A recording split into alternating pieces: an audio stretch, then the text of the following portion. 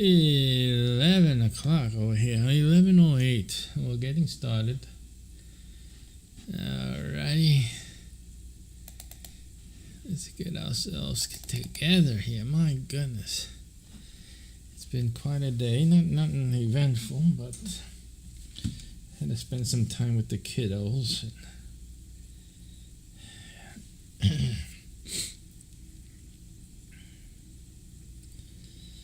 Just discovered Harry Potter, and I really haven't watched the series actually as yet. I saw the first one, but none of the others. So, for some people, having children is reliving your childhood, or at least doing that. But for me, it's seeing movies I haven't seen before. I haven't cared to watch before, so now I watch them. Alrighty, so we're going to continue our game development.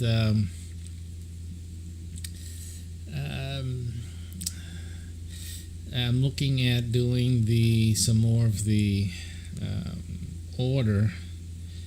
file order, making sure I have everything. I'm going to get the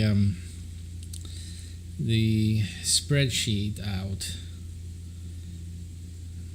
and let me get a look at that. Where are you? Let me get the spreadsheet out.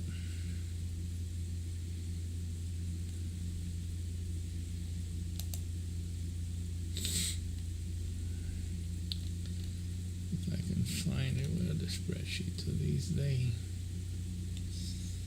And we're looking for the trading card game, Genesis 1 card data.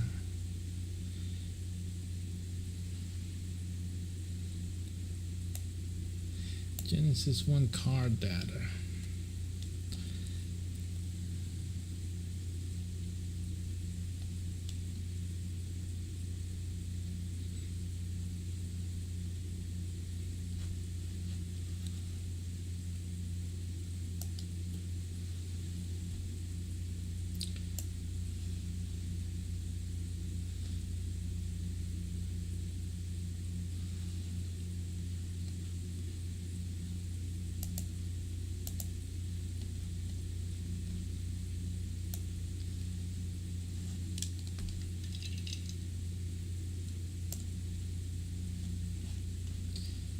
Alright, let's show you the screen.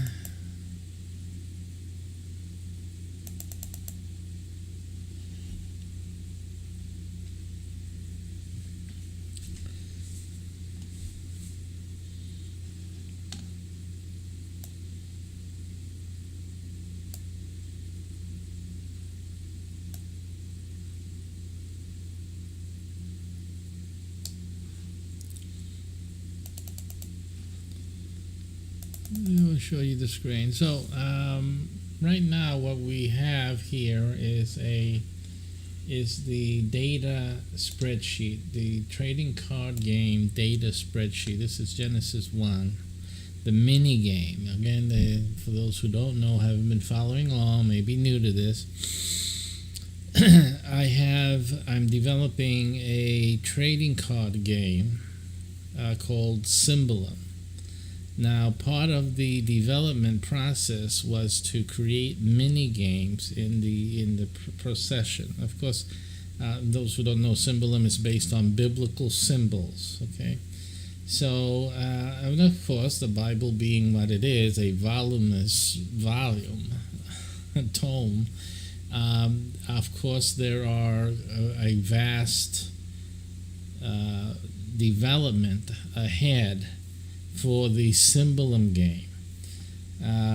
So what we're doing is developing one chapter at a time. It's obviously going to go beyond my ability to stay alive here, but again, it's something that I'm working out with for the church that I am presiding over. And of course, they'll continue with the rest of the series wherever I leave off. Sometimes I create these videos or some other videos to give them a heads up on how to do certain things. Obviously, once this first mini game is done and they begin to play it and utilize it in the way that I'm expecting it to be had, since of the prior training, they're going to realize what we're doing, and they'll be able to continue replicating based on the teachings that I've given over many years now. So they should be able to continue therein.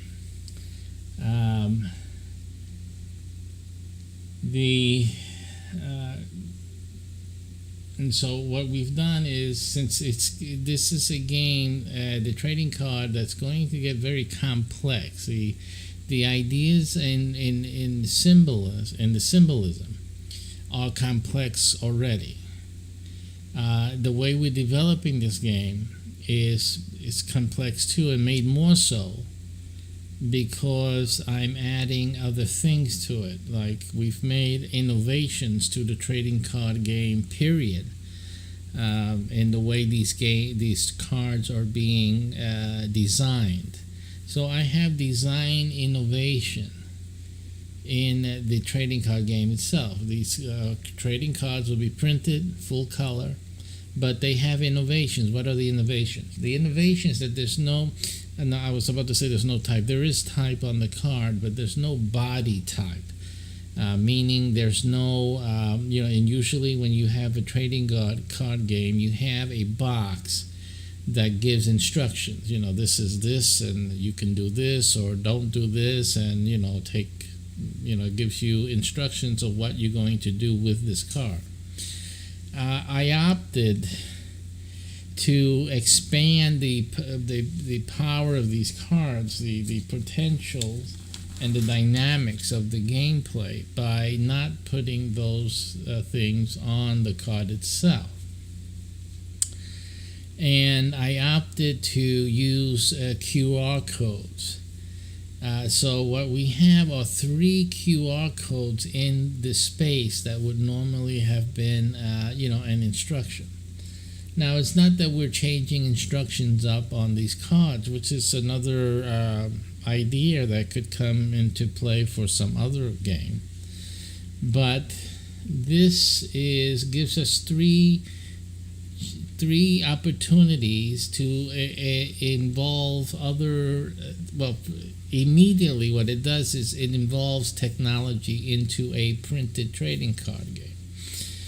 Normally you would play cards, use the cards and play them, but now it's not just using the card, but also using technology with the card, so that when you're playing this trading card game, you're not just playing with cards, you're also playing with your handheld device.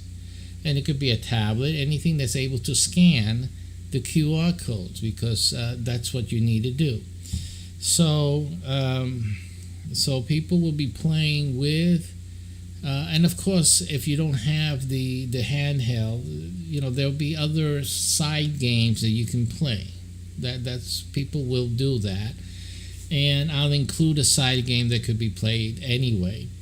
But most of the time, people will have their device with them, and so we're trying to make it so that they will be able to play the mini game with their device. When there's internet, and then also when there's no internet. So I'm going to look through this very carefully and see what we can do. But in any case, the use of the phone are being integrated in most of my games. So even if they're trading card games, or even the other types of games like board games for other games that I'm doing, and other mini games that we're creating, I'm incorporating devices. The Symbolum game, the main game itself, uses a device also. One of the ideas we had was also to create a device, in other words, sell a device with the game itself or some type of accessory, which I'm still working on, an accessory that people will use along with the device.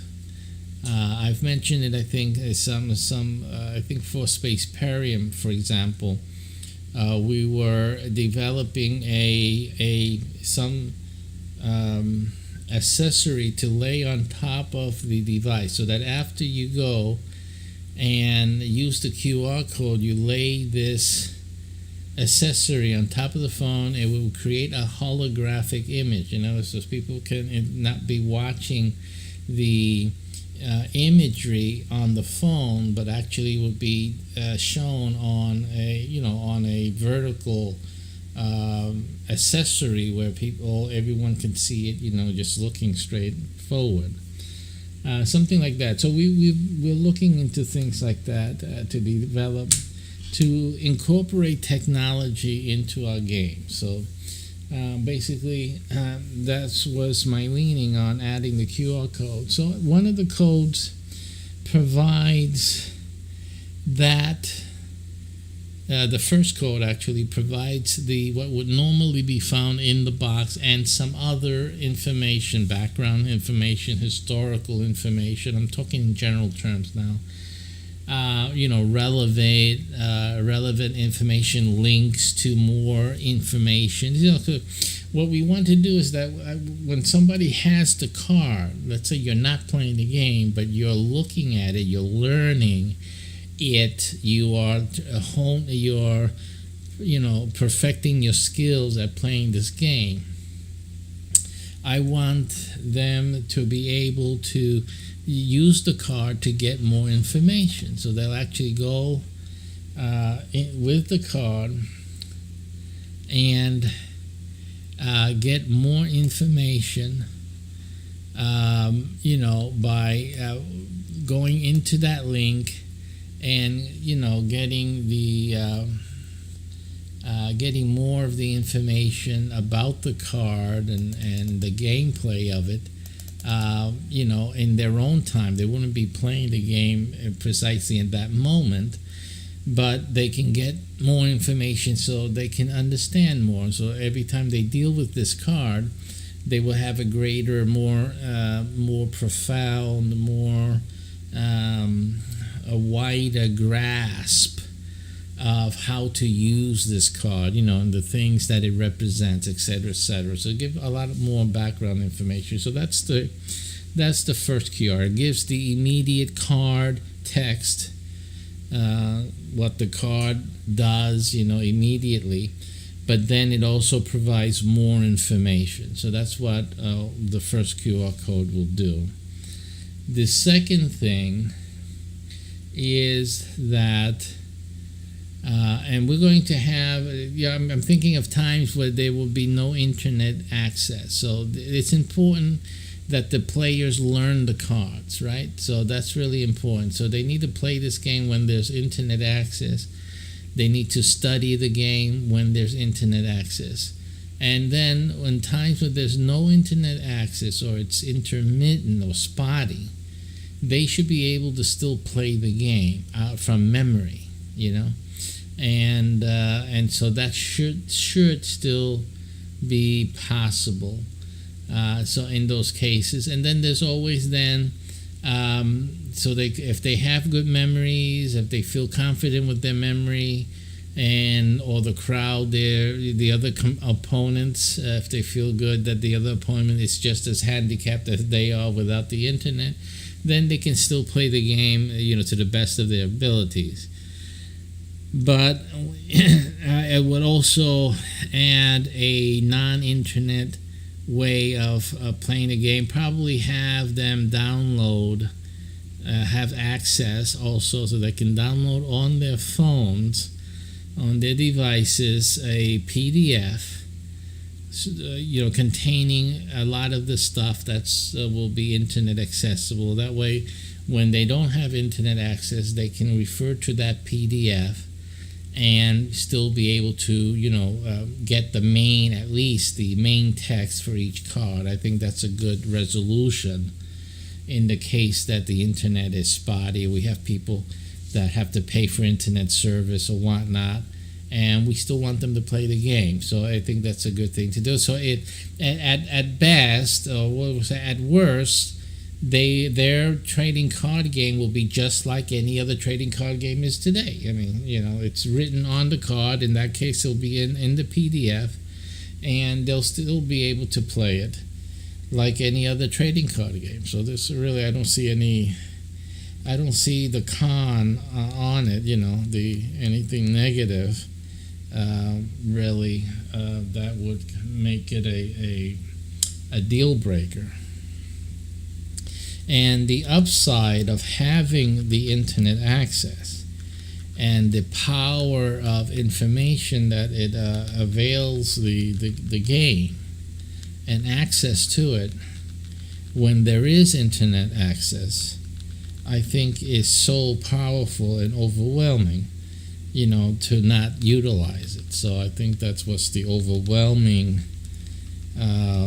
reasoning, or overwhelming reason to do it this way. So I have the remediation as a PDF for when there's no internet access. They also have a different mini game, or a game that they can play when there is no internet access if they choose to do that. And so the card game can still be played in a different way without internet.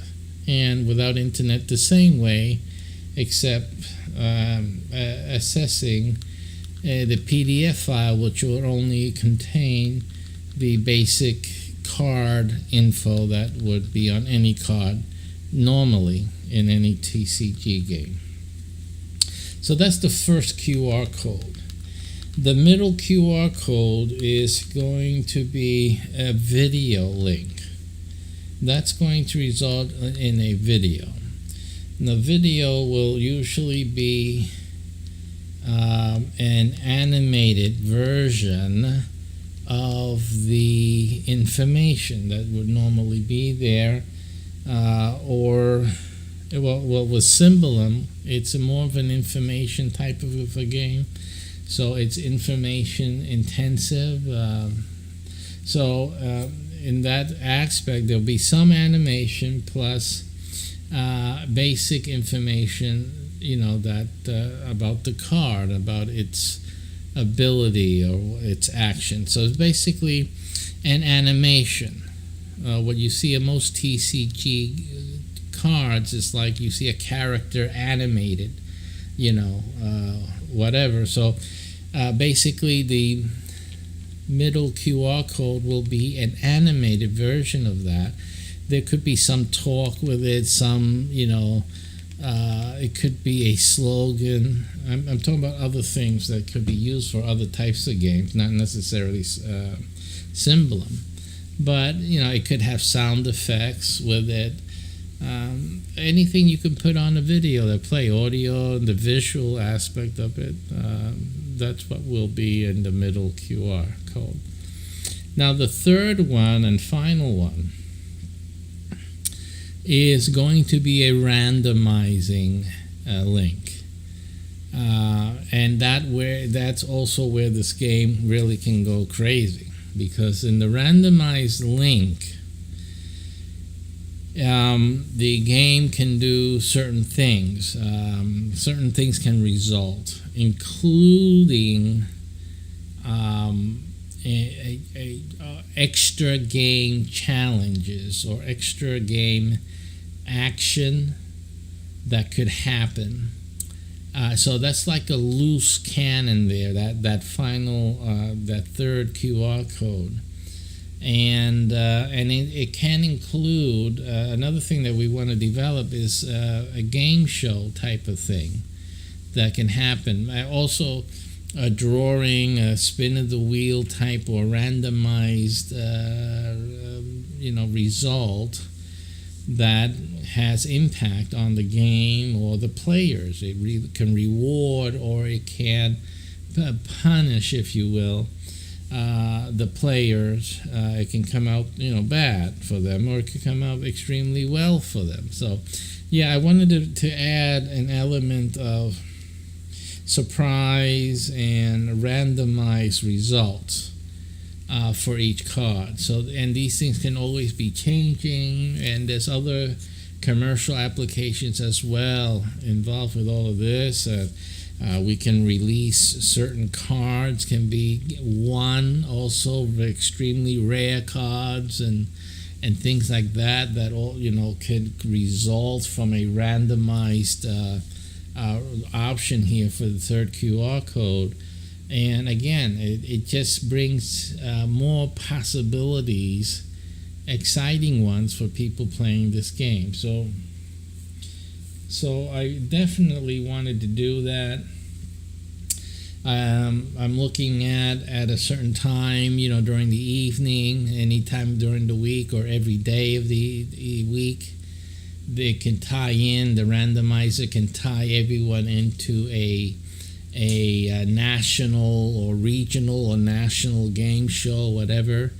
Because all these things you can separate things by region that the card is accessing the internet from, and things like that. So we can actually have great variety of controls and options, etc., etc. But and then obviously, tying in teams from all over the place, competing against one another. Here you are, you're sitting with a friend or with a group of people having a party and playing the game, and then all of a sudden the card takes you out into a competition against people from all over the United States or the world, for that matter. It's interesting and exciting. So these are the things I wanted to incorporate. It's not only am I incorporating this into this mini game for the Genesis and for the Symbolum game, I'm doing this for practically most of my trading card games. This is going to be a signature of mine in game development for TCGs. It's unique. So, and I have the capacity to do it, the ability to do it, so I say, why not? It makes my cards unique, and that's what we're all about here. We're innovative. We're doing innovations. We're doing different things. So that is exciting, and it's a great advancement that we're adding into our gameplay. Now, as you can see here on the screen, each card has a basic number so that people can easily refer to it.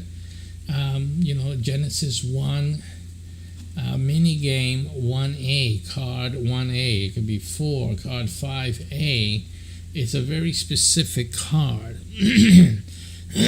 So this would be considered with the name of the book, Genesis chapter 1, and the verse number. They correspond to verses and the part of the verse, particularly that the symbol is located. So it gives us a precise locator and a precise element that is being dealt with. And it gives each card a unique number, a uniqueness to it, especially a differentiator between similar symbols, because of course the symbols reappear in other parts, let's say, of the Bible, in this case where this is taken from, but that doesn't make it the same card. You can use the Genesis card. Let's say there's another son, for example, later on in the Bible, Joshua, I believe, prays, and he prays for the sun to hold itself, to stop, so that Israel has time to combat and conquer its enemies in war. And so it mentions the sun there stopping. So could somebody, and that would have another sun card would be created for that chapter and verse and part, right? So yeah, but could I put, or another player, could they play 116, which here 116 was it A or B? 116 A is the greater light, so it is the sun, in fact. So could we use Genesis 1:16a in the mini game of where Joshua prays to God to hold the sun in his place? And the answer to that is yes, of course it can be, because it is referring to the sun. However, if someone else had the Joshua sun for that chapter and verse, because that sun would be about stopping. So that sun will have some difference with the 116a here, because it is from a different context. It's the same element, it's the same symbol, but it's from a different part, and it has a different number. So you can have a list of suns, and they all will have a distinct number because they all come from different places in our source material for the trading card games. However, they are interchangeable. But that being said, always, if the situation calls for a Joshua sun, instead of I know you guys don't understand what I mean. It means that there are certain situations where the Joshua card will be more adequate than the Genesis 1:16a card. See? And there is where there will be a difference, and that happens when someone else has that card. Let's say that someone else has the card, can challenge the play because they have possession of the actual Joshua, chapter and verse and part card that is the most appropriate for the situation at hand. And so then just for an example, that card will supersede this one.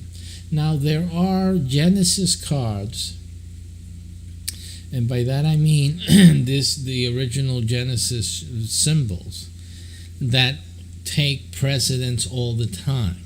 There is a certain group of cards here that will always be precedent setting and overpower any of the other so-called situations, because obviously depending on the situation as well, but mostly they're so generalized. In other words, they here in Genesis, it's very easy for some, like for example, some of God's commands are very general. They are a foundational setting, and it's very hard to get a card to supersede these other utterances here in Genesis. So these cards are pretty much like wild cards that will be used in many places, can be used by players in many places. And so these will be high value cards because they can really get you out of trouble when you need it.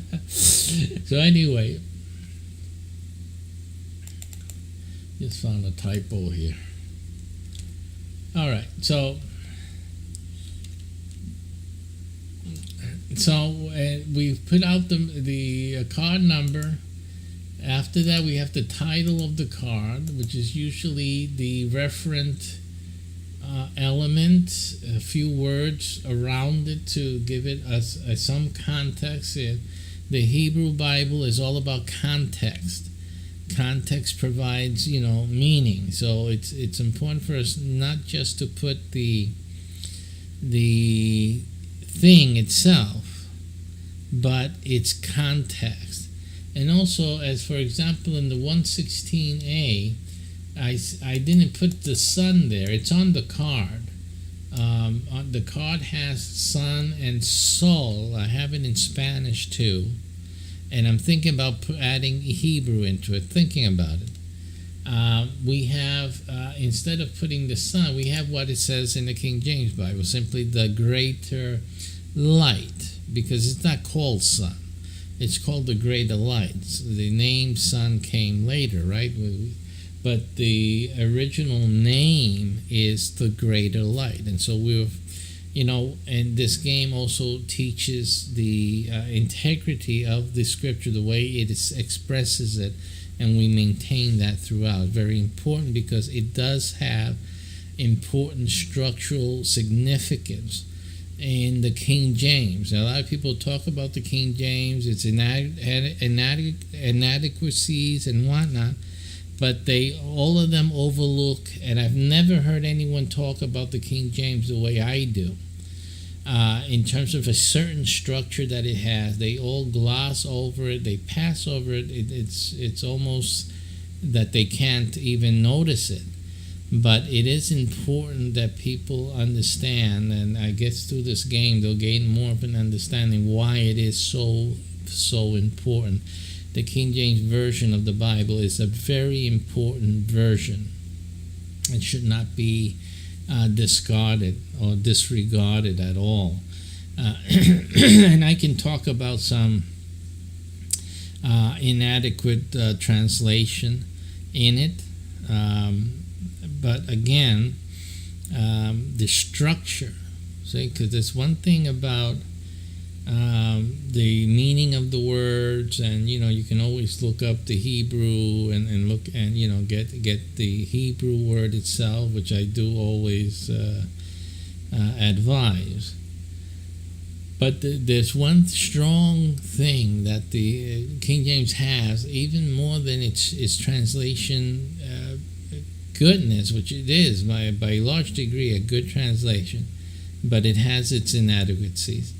But more importantly even, is the structural integrity that it has. It has a structural integrity that is unmatched, because most people don't realize it's there. They don't even know what that is. And right now I'm telling you about it, you can't fathom what that is. But there is a structural integrity in the King James Version, which is very, very vital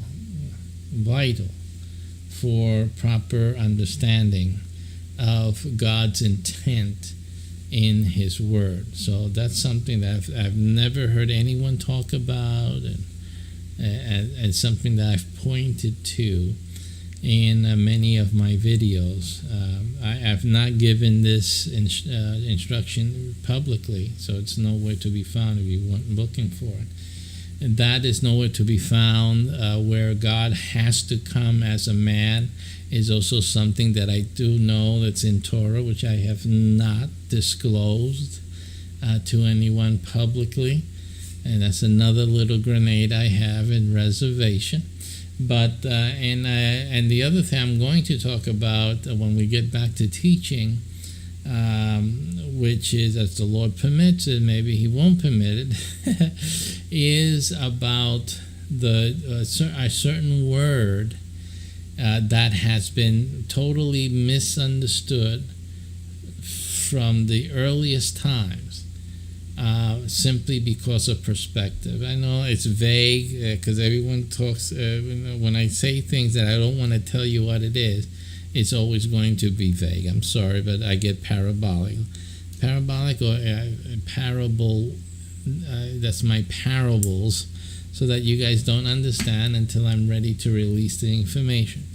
But the key here is that there is a great misunderstanding because of a certain word that has been cleverly misconstrued, and everyone does. It's a funny thing, because it doesn't matter what religion you're in, you all do it. All of you have this misconstrued definition, which, when corrected, would totally wipe out 90%, 95% of the false and erroneous doctrines out there. Absolutely.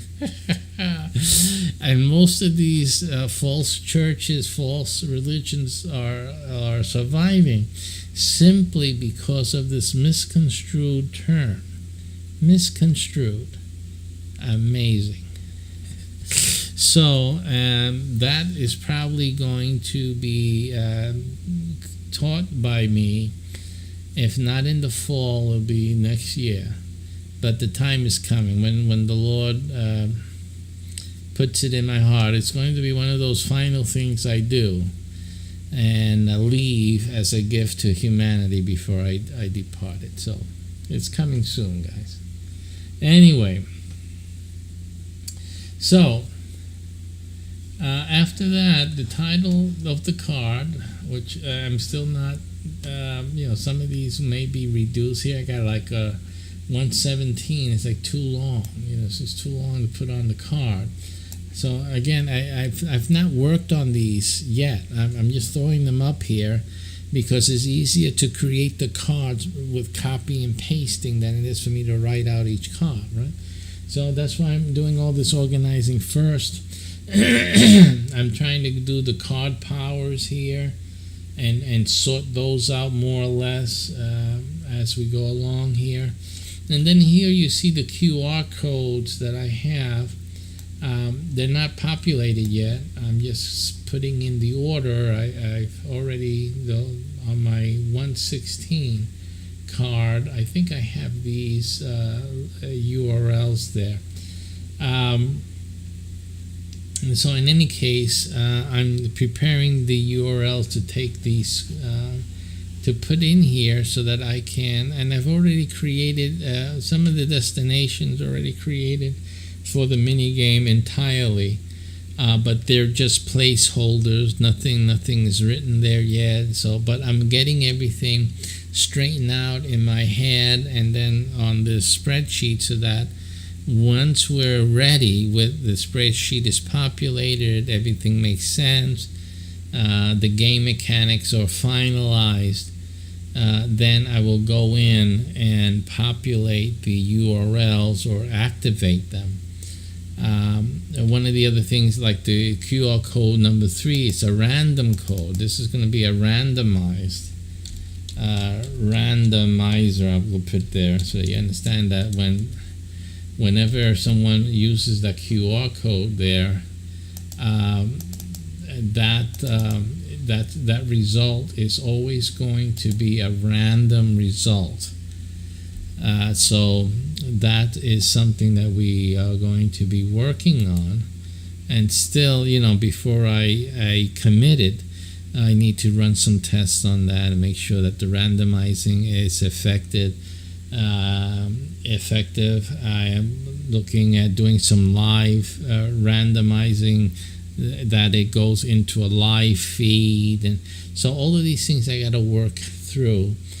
And also I need controls on my end so that, like, at a click of a button, like I do the broadcasting, I want to be able to, let's say, tell the randomizer from 8 o'clock through 10 o'clock, anyone that hits the randomizer comes into the live show, and I need to be able to see new people coming in as they come in and be able to cue them into some engagement and all that. So there's a lot of work still that I have to do on the behavior of the third QR code and the randomizing and how that's going to work out. So that's another project that we have to get together. Now, what I wanted to think about here with y'all is what else, in terms of the designs that we are working on. Right here, there's nothing about the design. There's no indication here in this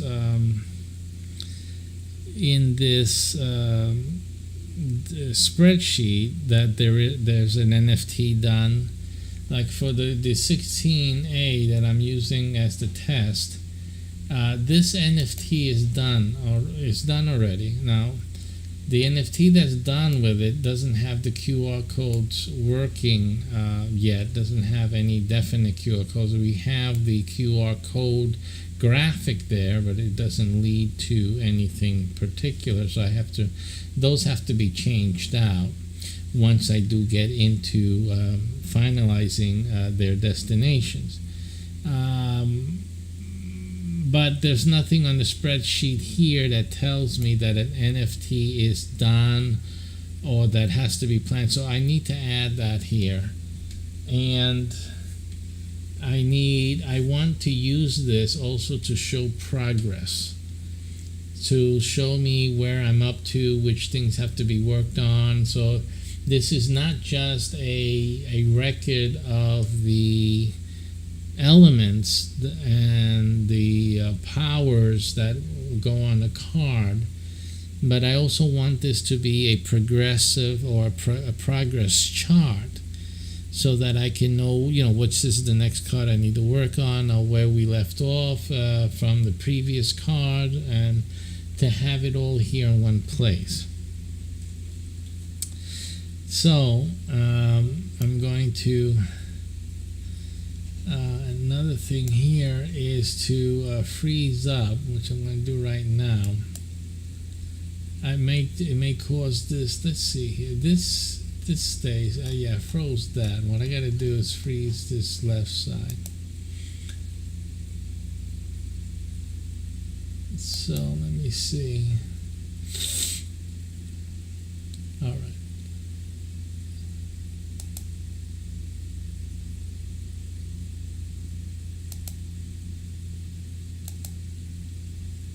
So this should freeze this corner to that corner, right? And we have that, so that's good. So what I did was freeze this corner here, so that as I scroll this way, I still see the card number, right? So no matter how far I go out on the right, I'll still see the card number on the left. So it keeps, which card are we talking about? And obviously the top, if I scroll down, the top stays there, so I can see what the columns are. Essential spreadsheet, know-how. You got to do that. All right, so we got that done. I'm going to add NFT here. And it's not complete. It's not completely the information I want, but I just need a notion here and make some improvements later on. Basically, I'm just looking to mark off here if the NFT is completed or not, or that I know an NFT has to be made. So, and it would be made after the QR codes are set. So then obviously the NFT can be designed and readied. I guess this is like a finalized thing. And I wanted to also think about what other way the trading cards can be fabricated. In other words, what else? Since I'm doing the work, I might as well do everything that you can do with those elements before going on to something else. So that is what I'm thinking about doing,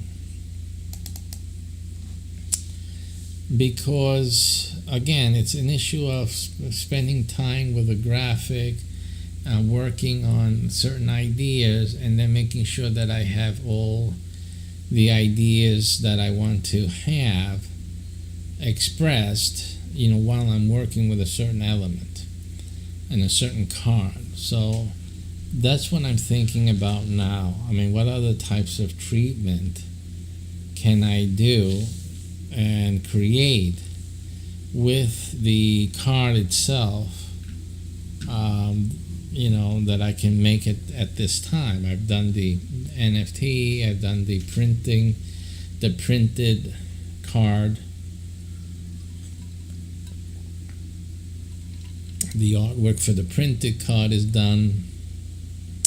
Then I'm looking to doing the NFT, and when that gets done, is there anything else that I would want to make to make it then, so I don't have to go back later and still work with this artwork for something else that I want to do.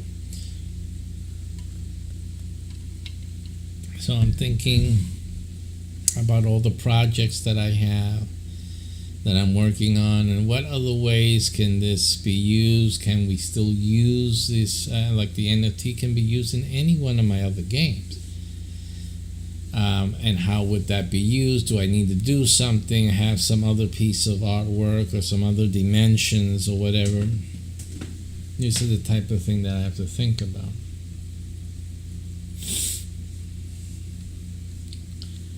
So that's what I need to do.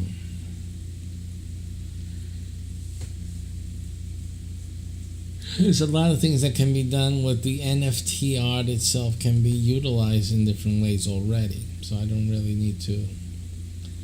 I think the NFT, making the NFT is a good enough diversification. And it is a portal to a lot of other things. So, if you got the NFT art for it, and in this case, it is already on video, so it's like put on video that can be used in many other things, as a video itself.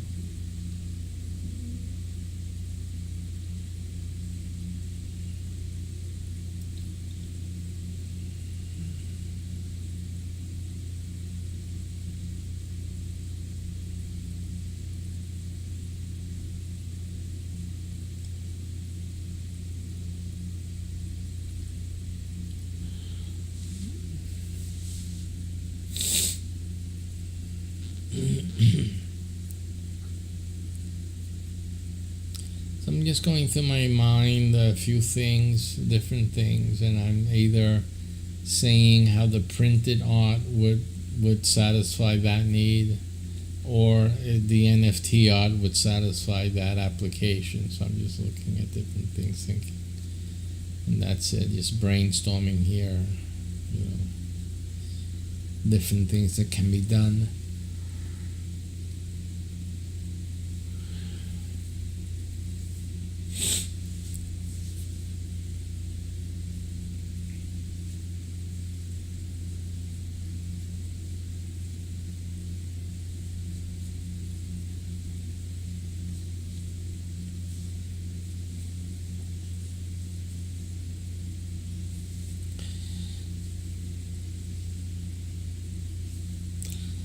I'm not sure if a thumbnail would be required, but I think it's a common thing to have. So I'm thinking making a thumbnail version would be something to do. And that could be used in a myriad of ways. Making a thumbnail video, a version that'll reduce load up times also for a website, showing that artwork as a thumbnail. So I think that's something worth making, a dimension for a thumbnail version. So let me just add that here to the spreadsheet. I'll put just thumb. So let's say that's what I'm talking about. Little things like that you wouldn't think about. Then later you're setting up a website, or someone asks to get an image for their website, and you have a thumbnail and say, I didn't make thumbnails, So right now it's always this, we get it out of the way, you just make the thumbnail. Every card will have a thumbnail version for whatever purpose.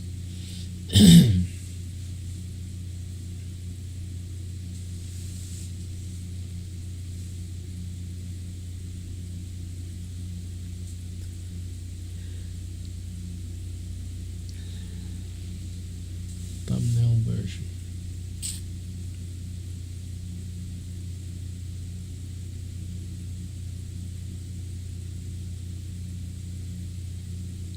Now I haven't put any sound files with these. I presume I should. Not that they're needed, but I can see. How you doing? Hello, how you doing? I can see that there would be times where sound would be appropriate.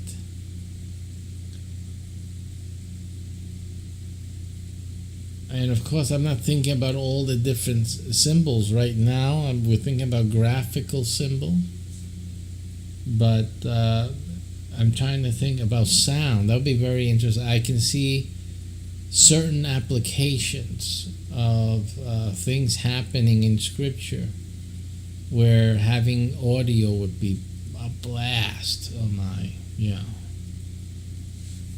So I'm going to also add a sound SFX, sound FX, for those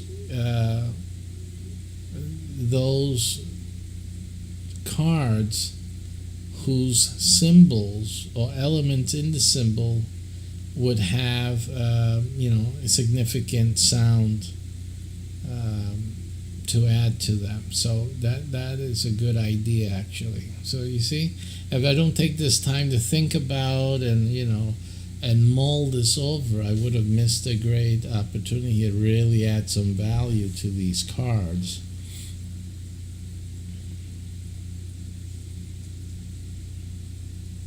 Because right now the sun card that I have, the greater light, has a wonderful flame that pops out through the card itself. If you guys have seen it or not, I don't know.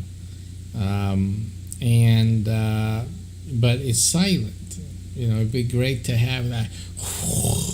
Have that sound that really make you feel like, oh, this is burning. That will be a nice thing. And then the sound of a lot of these chapter 1 Genesis cards, you have space there, and although there's no sound in space, but you can get like this background sound. I mean, there is sound in space. Actually, there is a hum in space that the scientists have detected, a background hum. And so it would be great just to have, you're looking out in space and have that little, that slight, expansive, like void sound, just a little thing there, like just there, but not there, and just gives that, helps give that weight and immenseness to what you're seeing. The sun card, the greater light, as the sun goes back, it goes back in the card. It'll be nice to have that slight sound of just being close to the sun. You almost got burned with it just a moment ago, and just have that, like that universe sound or something like that, just to give that idea. I don't want to go overboard with these things because they're not, there's no sound. You're not hearing sound in space. But it just adds to that, our thinking or perception, or just thinking, assumption really. It's not even a perception, but it's an assumption. It's a sound effect. What can I say? It just adds to the effect of what you're seeing graphically. But there's other times, like the talking donkey time, right? Oh, and hey, the serpent talking to Eve. Oh my, that's going to be fun. I mean, you see what we're doing here? So when that card is made and you have the sound of the snake, so the snake talking to Eve, that would be a great thing to have. Great thing to have. So we're thinking about that. We're going to see how we do that, but that's something we're going to do.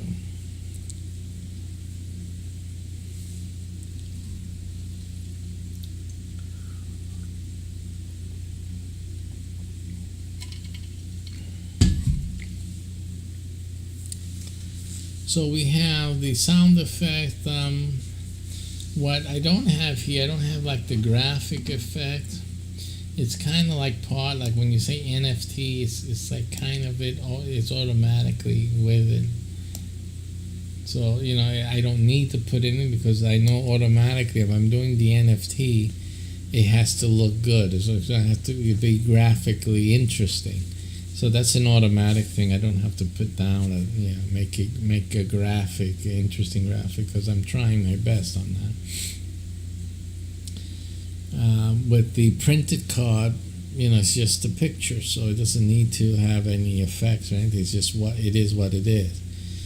But to turn it into an NFT, then we have to do something with it. Give it something interesting, graphically interesting for the NFT. So it's automatic with that. And then the thumb, the SFX. The sound effects is something else that can be used to add to it. I'm not going to deal with music because music has copyright issues and things like that, so we're not going to have any music involved, at least in this TCG game. So that's not going to be an option, but I'm sure there's other TCGs that would have it. Again, these are things that can be added to a trading card game as an NFT, particularly. Hey, listen, I got some ideas here. I got ideas here, okay? Alrighty, so I think we've covered it. I mean, that's going to be good enough. I don't think I've seen anybody have anything that's going to get close to what these cards can do. These cards are going to be freaking amazing. And playing the game, I think it's going to be so amazing that I think I'm going to have atheists playing this game.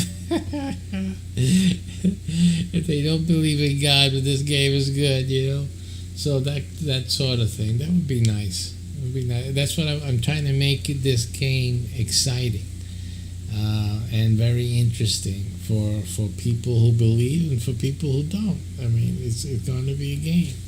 It's going to be a mind teaser in any, especially for people who don't believe in God or don't know about the Bible. It's going to be very challenging for them. They really are out of the loop.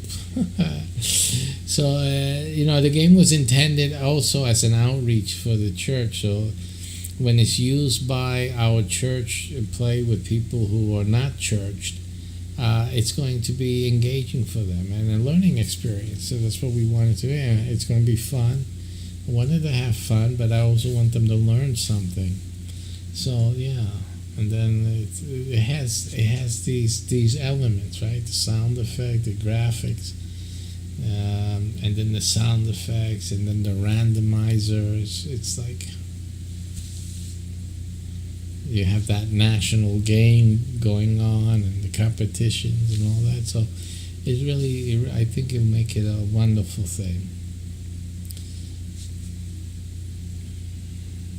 We also have to do the game. So that's the other thing, to have that game show production, which is also something I want to do with you guys. We did a few videos. We started to look for something like that. I really have to dedicate myself to developing that game show, because I have a lot of applications for it in other areas as well. And depending on how things go in the next few days, I may have some external uses for that game show format. So we're looking for that. I'm looking to develop that any one of these days here. And those things are also working in my brain.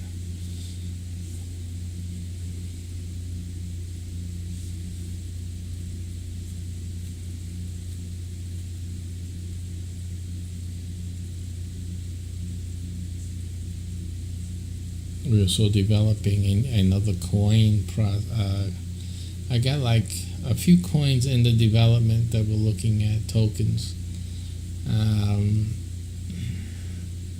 So the other day I had like 3 more ideas come to me that I get these ideas and I start working them out, working them through. So Uh,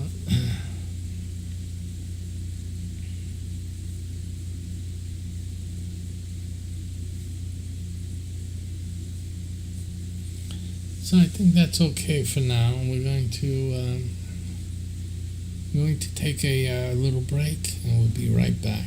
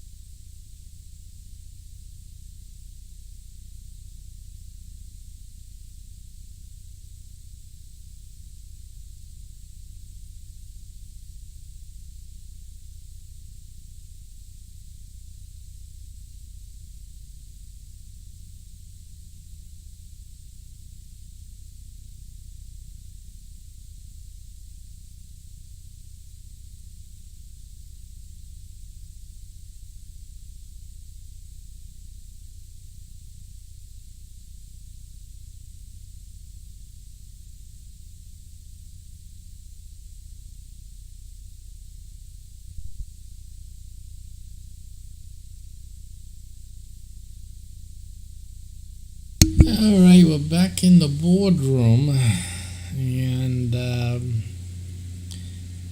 let's see. What things can we do? I was either going to work on the backdrop of the boardroom a little bit. I want to modernize the boardroom. Let's do that, because I've grown older with this boardroom thing. And I'm not liking the way it looks. I think it looks a little aged or corny.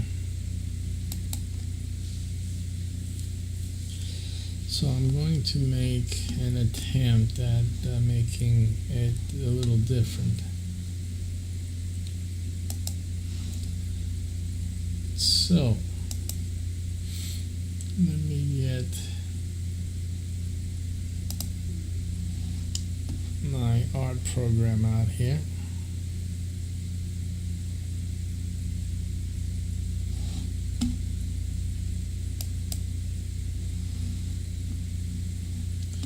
Now I don't think I have this anymore here. I'm gonna look.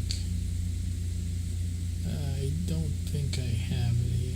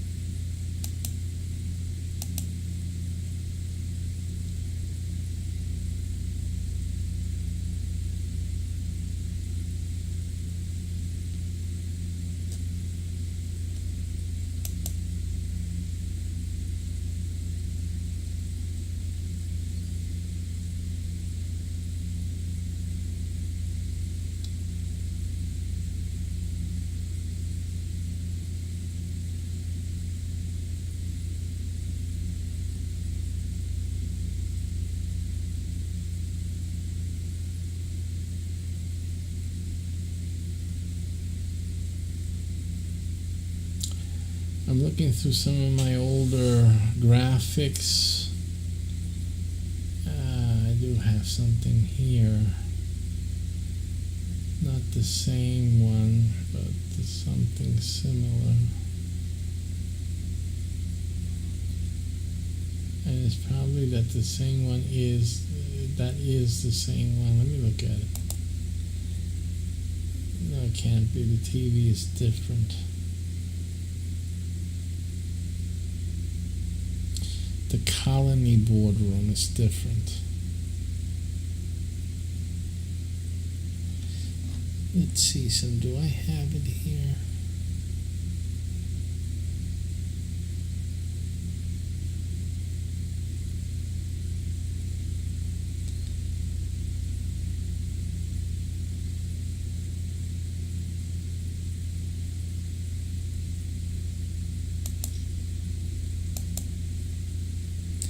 I don't think I have the colony boardroom here now. Let me see, is that in a different broadcast? It would be, because this is the Earth boardroom. I surely...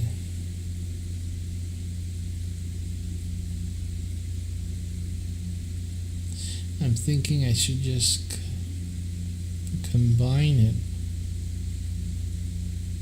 here.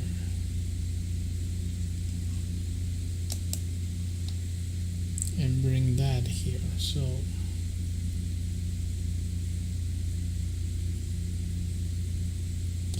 now I like the TV in the colony boardroom. The colony boardroom has a good TV monitor, that we look at. So just for the sake of comparison, I'm going to bring it in here. Let me look at some other things here before I do that.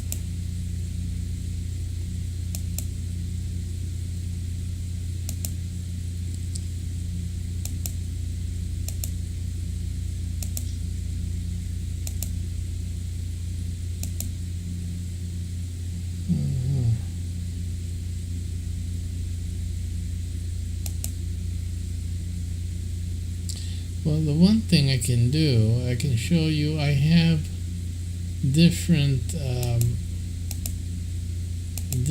backgrounds. Like here I can change that and change the background that you see, like so. You guys don't see it on YouTube. Let me do that. I think that's interesting that I did have that capability. That is just a different location, so I can change the location. Let me just do that here.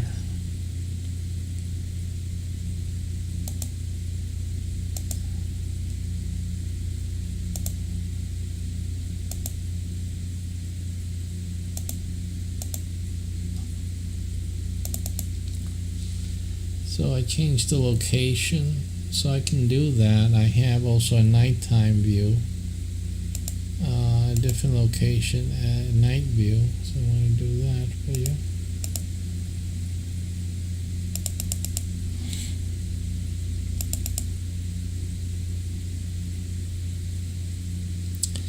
So I have the night view there.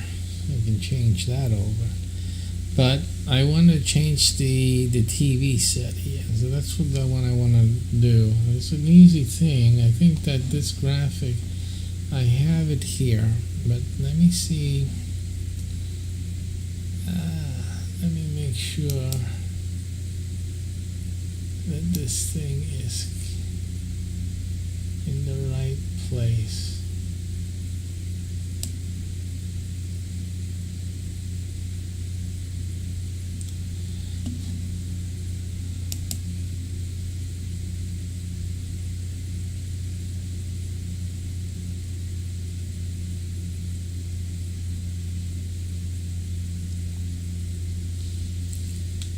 I see, yeah, this is okay.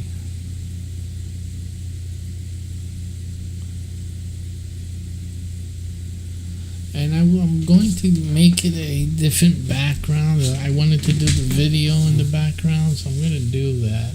I think it'll be easier for me to do that actually with what I have here.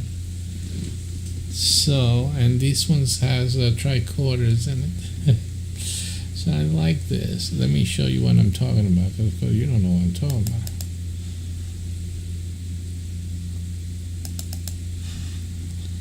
Yeah, so this is what I use. It's a simple art program, so I should put some elements together and whatnot. This is the creator. I had the creator aid. I had to save some space on my computer and took it off, and of course I can't get it back. I don't know what the keys were, and since I have a working older version, so I'll just keep using that. I didn't see any much. The improvement is nice, but the old one does what I need it to do, so I'm not going crazy over getting the newer version, really. The newer version also created some issues for me. It's like confusing what was on my computer, what wasn't, and it's online and whatnot. It was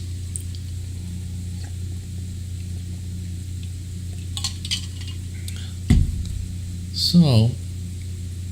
This is what we have as the colony boardroom. So this would be happening out in space on some colony or some planet or moon.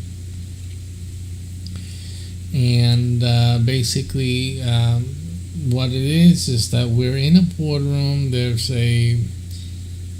as always, these are not windows. I know they look like windows, but in space you really can't have windows.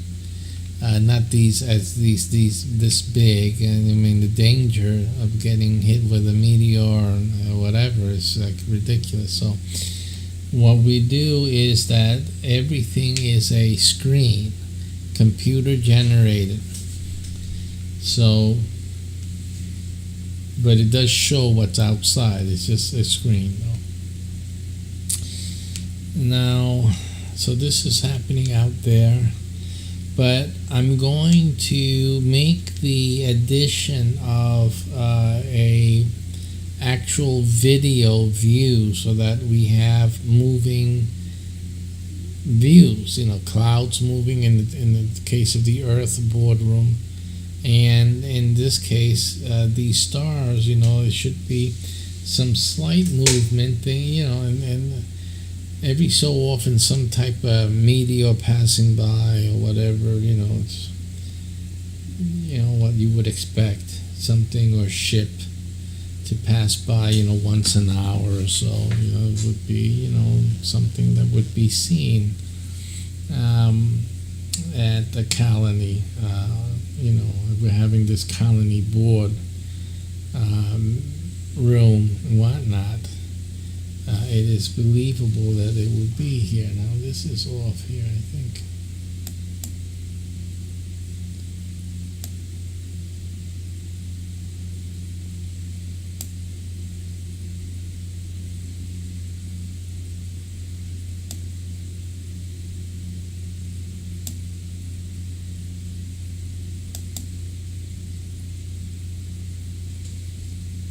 So the Spaceperium boardroom is there. I don't know if you can see it on your monitor. There's a tricorder. What the Star Trek tricorder is here. You see that? And I have it over here, little communicators. And, your laptop and whatnot. And the size dimension is pretty much the size dimension that we wanted to emulate.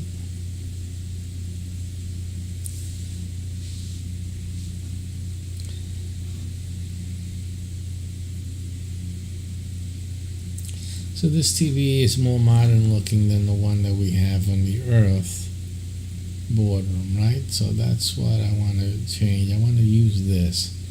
And basically, we're going to just eliminate the backdrops here.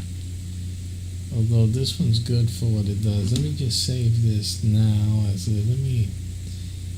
think this is all together here. So let me just look at what this does.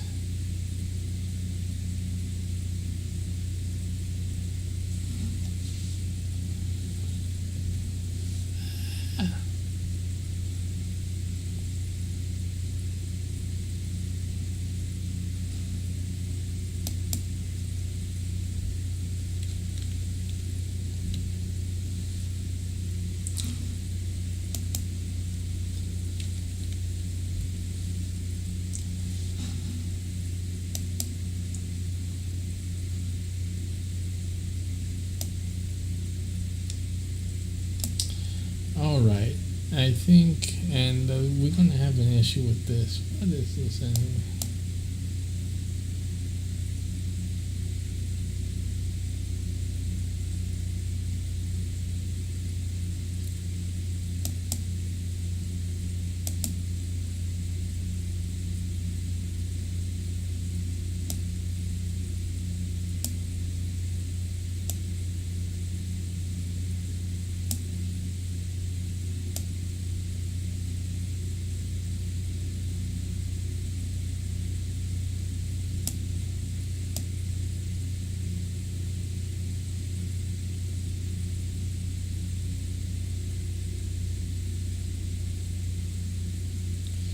I have to colorize it because when I save this as a transparency, all of that will be gone. And it will be a transparency there when we don't want it to be.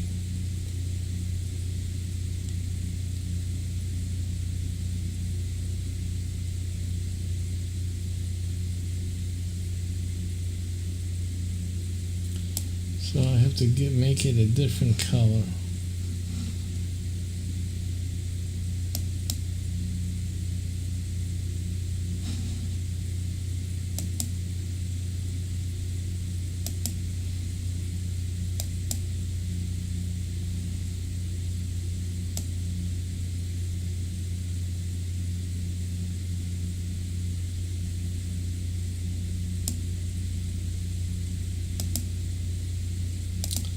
So I'm making it a different color, and then when I save this as a transparency,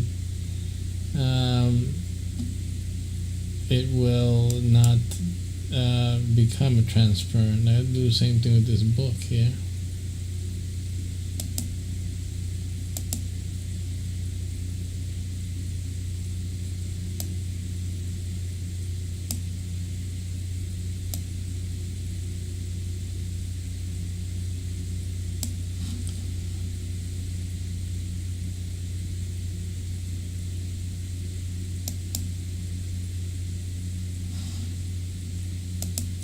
And that paperwork over there. And that should pretty much do it, hopefully.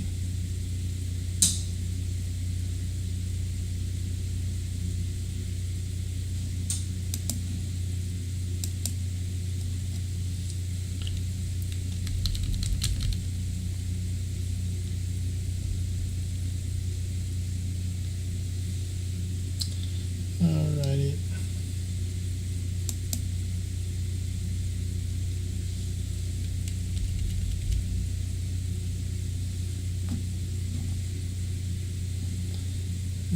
Okay, and so here then will be a transparent when I save it. So I'm going to export as a transparent PNG. And then I'm going to try to put it into this area. Usually it doesn't work. I have to try it.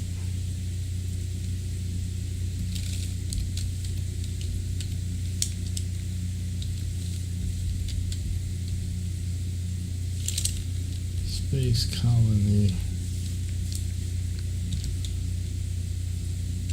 boardroom. Let's see. Okay, so I did save it there. That's good. All right. So that saved it as a transparent PNG, and all I have to do really is load some space video behind this in OBS, and then we'll have that.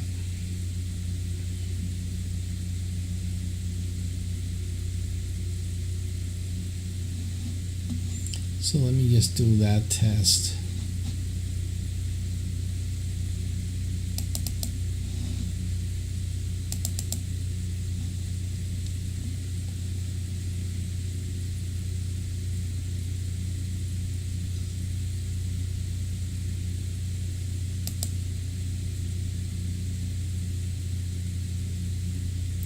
Now, of course, the positioning would be different. I see why I moved that now. Oh, it shouldn't be a problem. Let's see. Yeah, because I have two things. So we'll look. We've got to make more adjustments here. But we'll try it. We'll see. So I'm going to put in another image. And we're going to call this the colony boardroom. And then we're going to look for this. This is now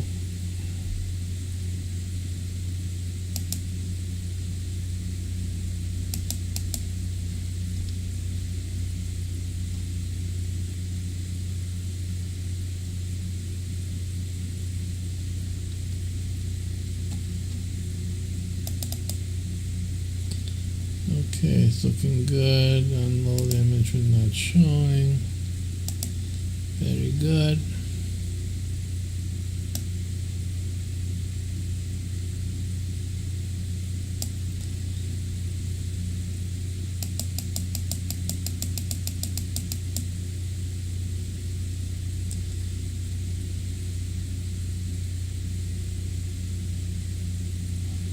So this is the difference here.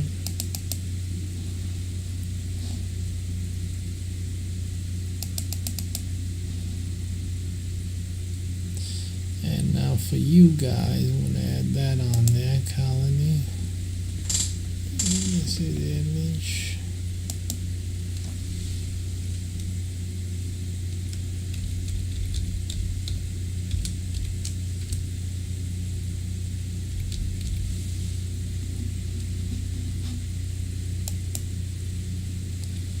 And we'll browse.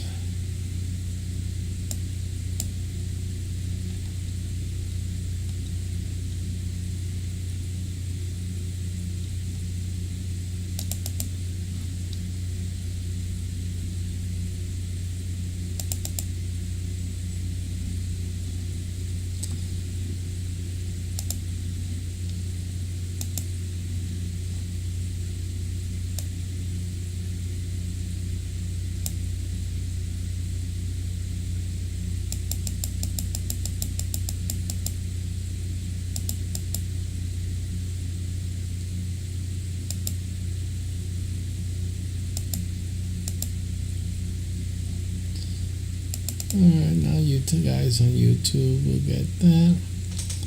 So yeah, I like the modern looking monitor better. So that's the colony boardroom. Of course, the backdrop is not apropos to that. It's not conducive for understanding that. So I'm going to take that out here.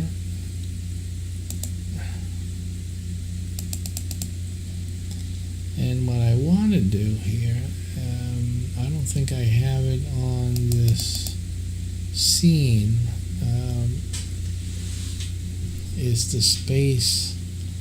I want to see the space behind it. I don't have it loaded in here. So that's what we're going to do. So let's bring it in. VLC, and we're going to have the space background, space background, and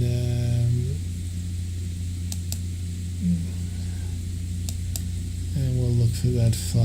We can see. We'll see. Should be in Spaceperium here.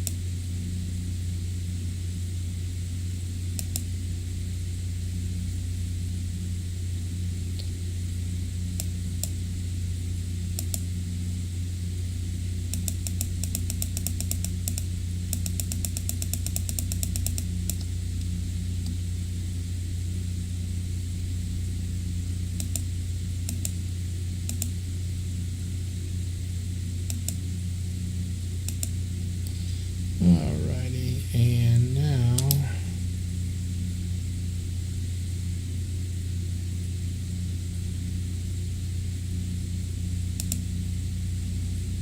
so let's see how that looks for one of your groups out there.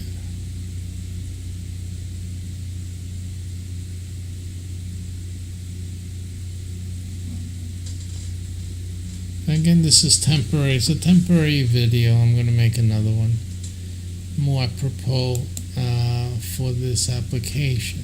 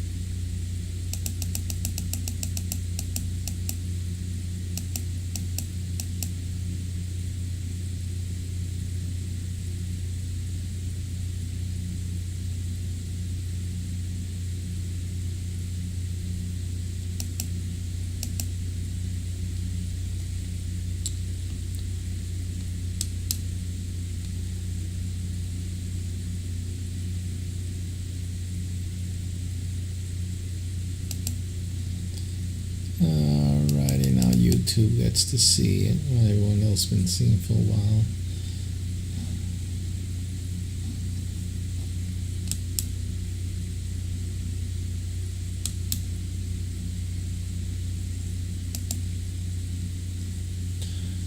also put up the monitor so I can look at it.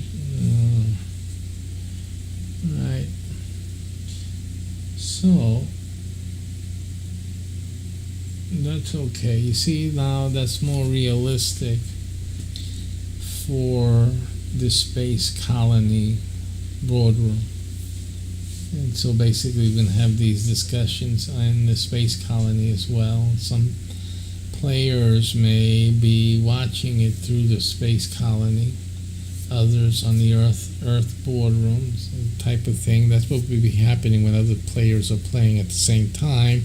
And let's say there's an announcement for everyone. The game master will set up either the space colony, depending on if it's a space colony. If they're playing on the ship, and then they'll have the ship HUD display, and you'll have the space ship, whatever is their configuration, will be seen. And those on Earth at the Earth boardroom will have the Earth boardroom and see it there. So basically, yeah. So that's the way this is going to be utilized.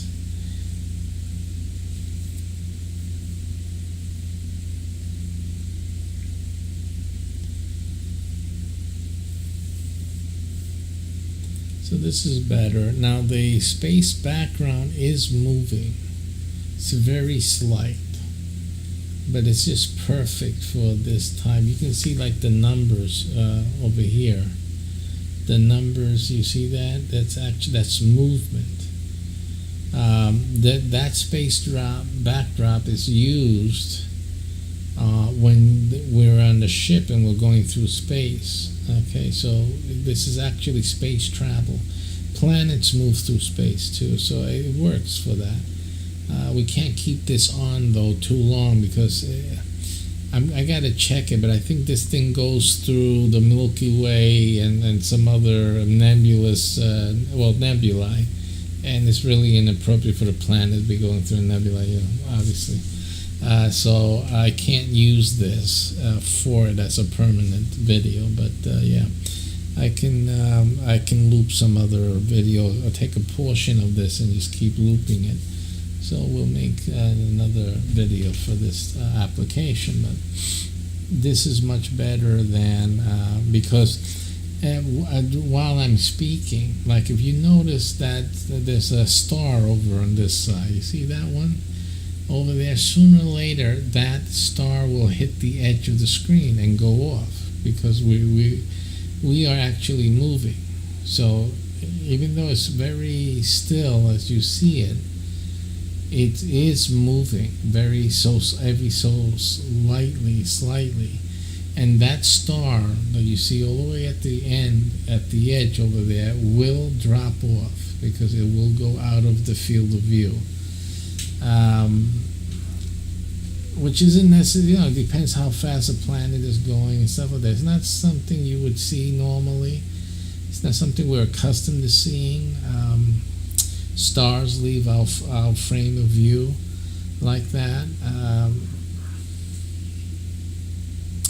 But it beats having just a static picture. At least when you see that, you start noticing, that star is moving. We're moving, the star is moving. That's not a static picture. And that's something that people are going to realize, as we go along. Right now, it's right at the edge. It has moved, and those numbers are moving and stuff like that. So, but you see now, if you keep a look, an eye on that star over there. See, that star is right up against the edge. Right up against the edge. So it's going to go goodbye very soon, right? So it gives you that idea. Even if it's just that this planet that we're on now is rotating, right? You see, it's going away. It's right at the end. It's going bye-bye. It is setting. So so at least that gives that realism to it. So yeah, I definitely wanted to do that. That's much greater improvement than the static, and the TV and the monitor here is much better than that older looking one. that older looking one actually is what we use in the ship. The issue though is since they're smaller, and the video that we have playing in the monitor, it's a little bit larger than you notice it less, because there's 8 monitors on the dashboard of our ship. So they're not that noticeable, but when it's this big, it is noticeable, and it does have an older look to it. The brown doesn't give it that modern looking look like this one does. So I much prefer this this treatment. And I can make this a little larger because it is a little, the size of the video doesn't really fit.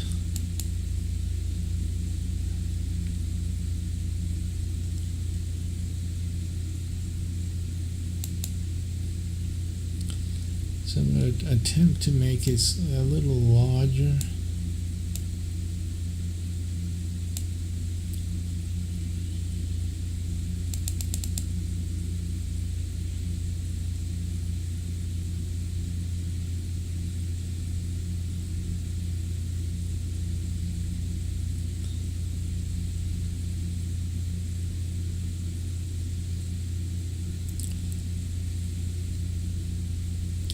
What they've done, this monitor graphic has I guess you call it a bevel to it, so it makes it look like the old-fashioned TV still.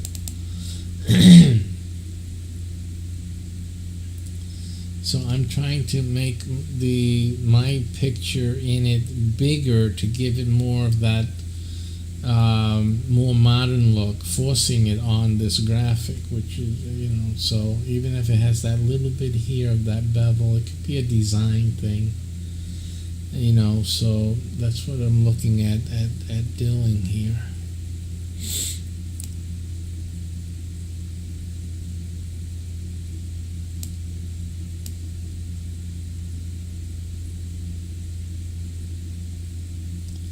Just trying to get it right into the right position.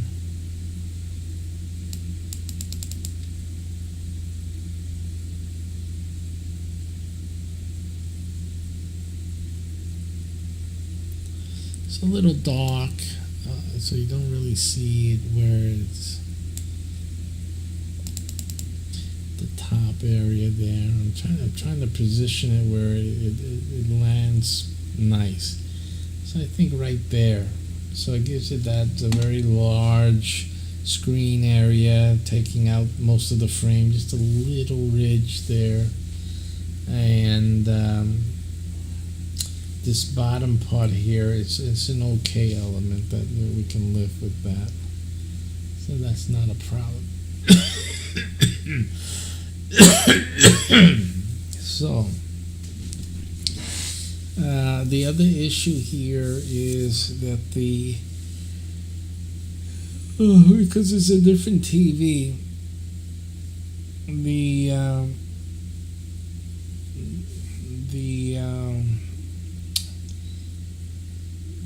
dies don't fit into where they need to be. And that timer over there, but since I'm going to change this even for the Earth one, and we're going to change that over,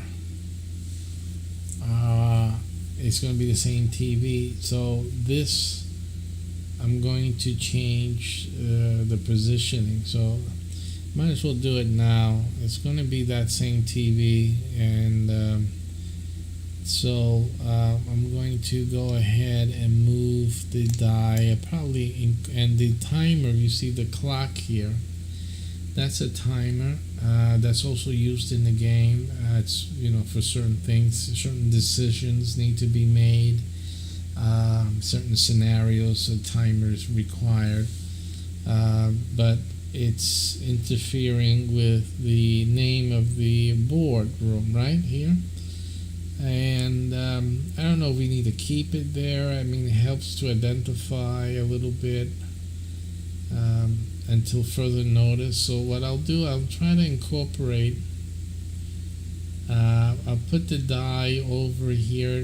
We don't need to see this round circle here or anything, so I'll just cover that up with the die, and then put the timer into the black square here, so it all fits into that same area. So that's what I'm going to do.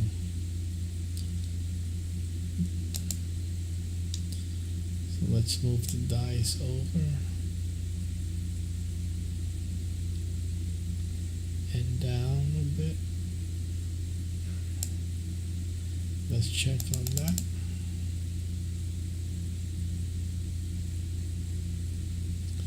And then bring in the clock.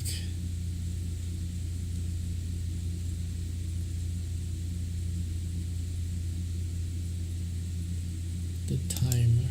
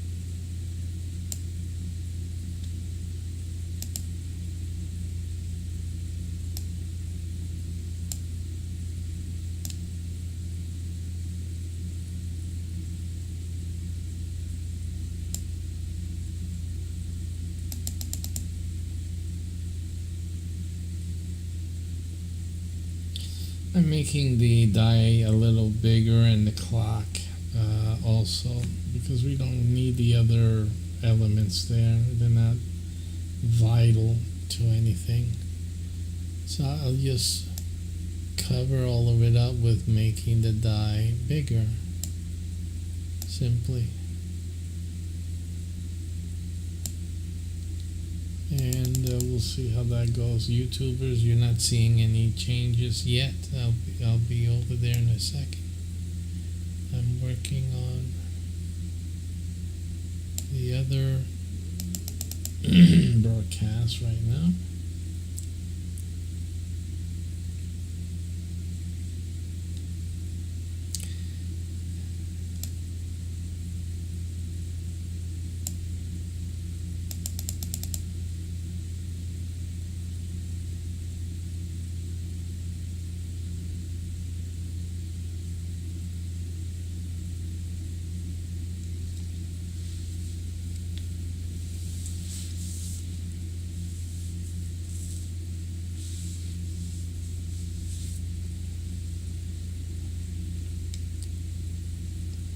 We can always add something to cover up the back part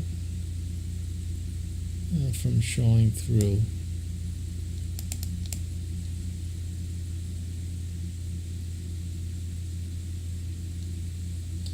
I can just add, some blackness behind there, the dye, and then, cover up everything else behind that. So yeah, I think that is better.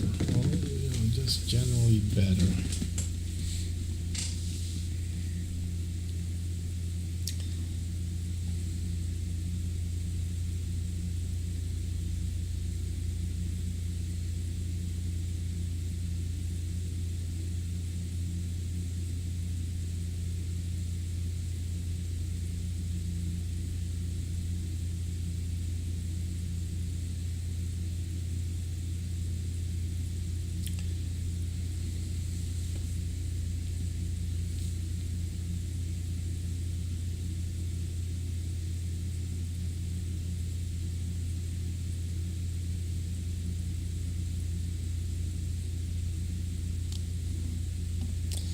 Alright, time to work on you guys over here.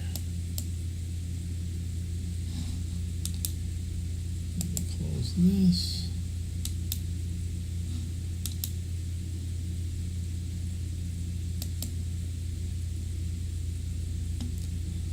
But you guys on YouTube see me all red. My goodness, what a terrible picture. Let me just fix that camera. I have an older camera there. It's really not, it's not doing me justice any longer. At one time it did, but right now it's just horrid.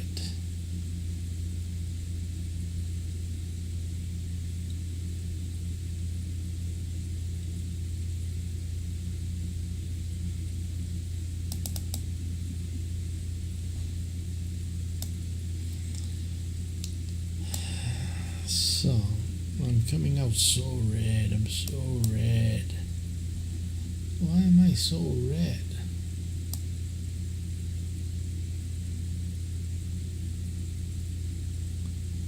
Oh my. That's the contrast. I'm not under that too much.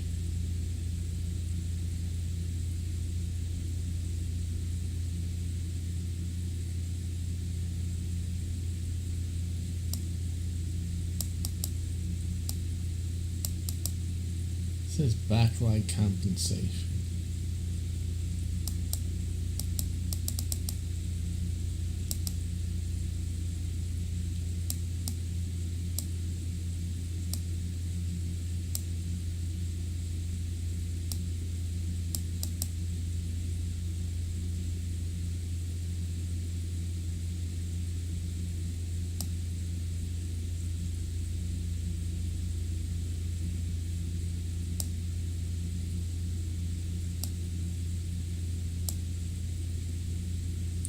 You need that thing like in TikTok to make me look pretty. That's what we need here. You need something to make you look pretty, boy. You're a pretty boy, you know that. But this camera's just killing it. Just killing it. Yeah, that's what I need. I need that pretty picture. Make me look like a TikTok pretty thing. Oh man, that's something else.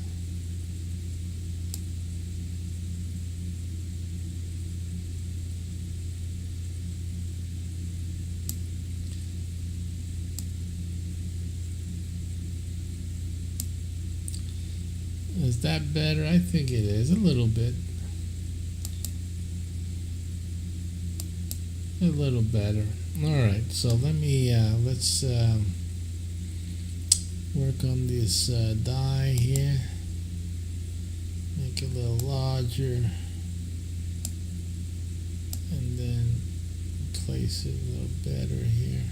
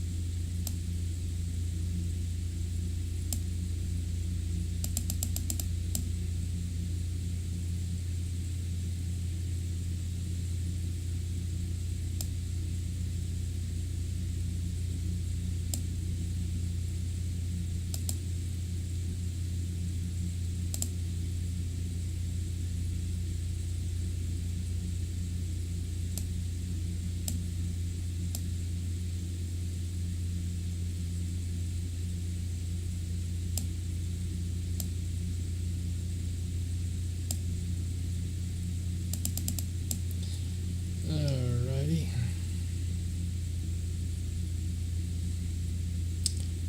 So pretty much there, pretty much there.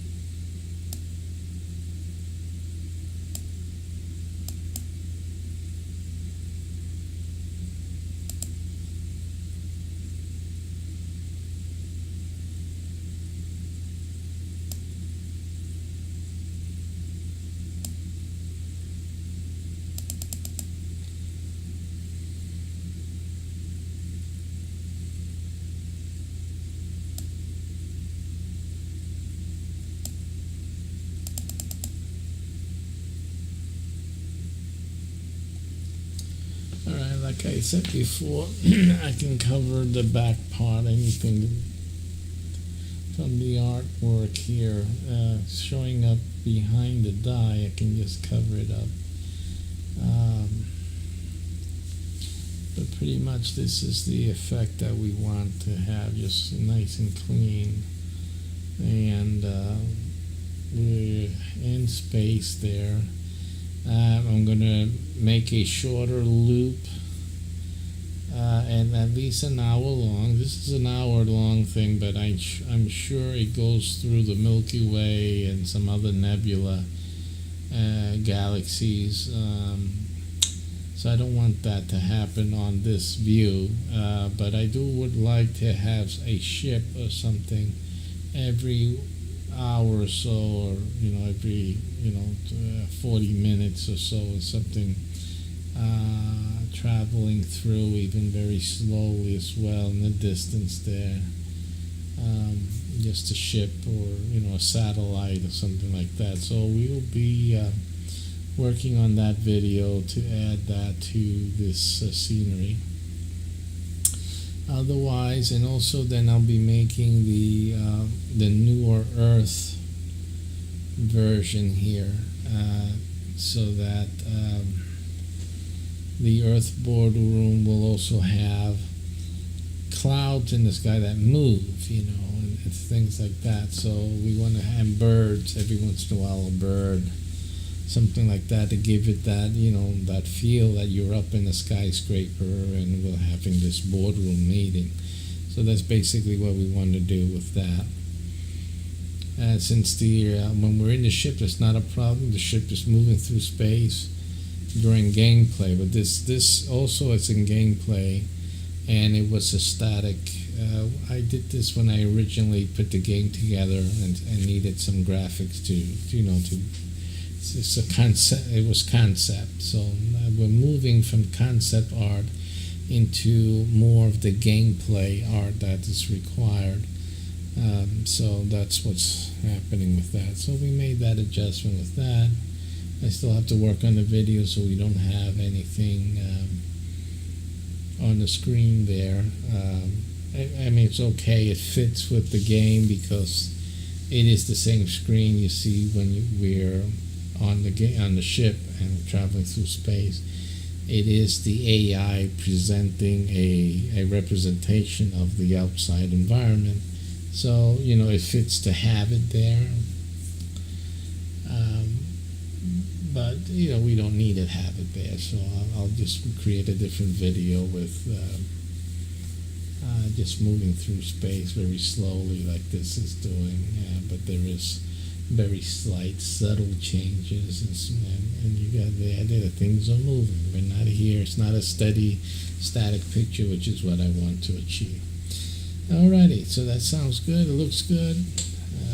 So we get that done. Alrighty, we did the spreadsheet a little bit. We still have to do codex work. We got a lot of work still. Spaceperium is still a project that is being worked on, but we really need to get the first set of codex mission types done. So this is also something we have to work on. And because we're going to get players soon enough, and game masters, which we need before the players sign up. So we want to get those game masters on board and get that thing going. Alrighty, so we'll be doing that. Let's see what time factor we have here. Okay, so it's 1 in the morning, and I'm going to call it a night. So we thank you all for joining us on our Spaceperium development a little bit here and there. Moving along and still putting things together. A lot of things we got to put together here. We want to work on the crypto space, and we still have the handheld dApps to work on. A lot of work here at Spaceperium. So these are the things we're doing, and hopefully we'll start having some gameplay soon. And there's no reason that we can't start it. We have to finish recruiting on these ships, so we're trying to get some recruiters and promoters on this, and the game masters sign up, so we can start having our first trials and work things out. I haven't forgotten the user interface, the game master user dashboard. Still working on that as well. We pretty much got that slimmed down, the design, and more functional for the game master to utilize. So we still got to work through some make those improvements and do testing. So there's quite a few things. This is a mighty gigantic project here. So we'll be working on those things, and again, there are certain things that are going to happen very soon here that will impact us, and I'm expecting it to be good ways. The Delta thing is,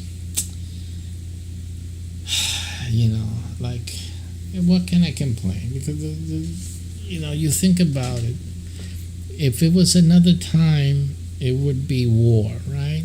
It would be something else that would interrupt what we're working on. So I'm a little bit frustrated that all of this is happening now. But at the same token, if it was a different time, I would have been called to war, a selective service if it was years ago, right? And we would have been at war, and things could happen. It's a different story. I lost a friend when he was 15. I figure, hey, listen, I'm not better than that guy. I wasn't better than he, so I figure, hey, I'm on extra time here because, a friend of mine didn't see beyond his 15th birthday. And here I am at 58, so, I have nothing to complain about, nothing at all. So, if it's not one thing, it's another thing. If not one thing, it's another thing. So, I'm keeping doing what I'm doing. And we're going to get through this one way or another. And all of these things are going to get done. Alrighty, so the Spaceperium.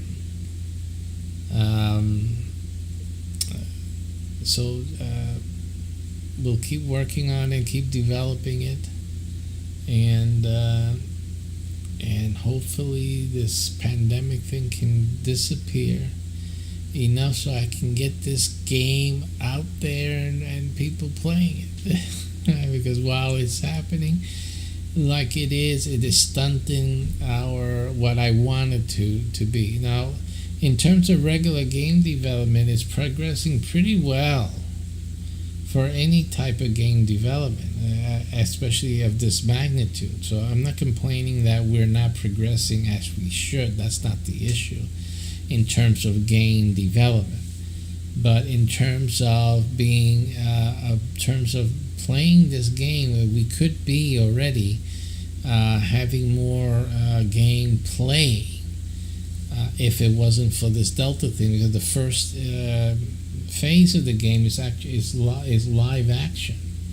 This is just one part of it, but there's the other part that I really want to get going, but we can't with the Delta. With the Delta issue. We can't get it going. Sorry, it's just I'm mixing my water with some citrus and some lemon juice in here and whatnot, so it's affecting me. Most of the post-nasal drip that all you guys should know I already have.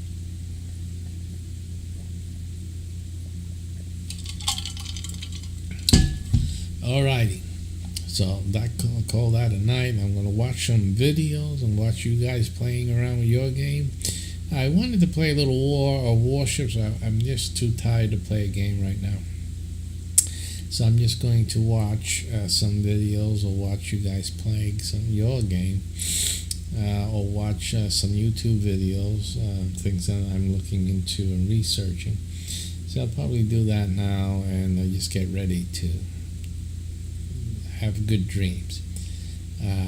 Dreams seem to work fine. I don't have any problem. Delta does not invade my dreams, so that's a good thing. Things are good when I'm dreaming. All right, take care, guys. Stay clean. Wash your hands. Wear a mask. Stay away. Keep distancing and stay alive. Live your life.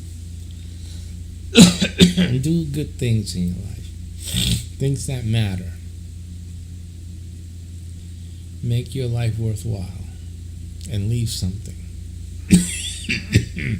for other people to remember you by.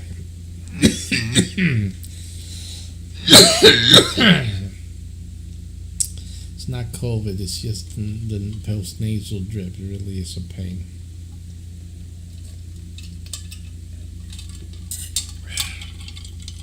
All right. Good night, everyone. Stay safe, and see you next time. Keep us in prayer. If you believe in prayer, give me a helping hand. I need all the prayer help I can get, really. And anything else, join us. Play the game. Come in and want to play the game. Become a game master. We're having problems with the websites right now, so there's nothing y'all can do, nothing I can do either. So that is going to get resolved, in a couple of days. So we're not rushing. And we're not missing anything. There's nothing happening. So it's not a big deal. But we'll get all this thing straightened out during the week, next week's any of those days. We'll see. And that's it. Keep it going. Keep going, and everything's good. Everything's good. And things will work themselves out. Take care. Be positive. Stay alive. Spaceperium needs you, baby. Oh, my. Spaceperium needs you.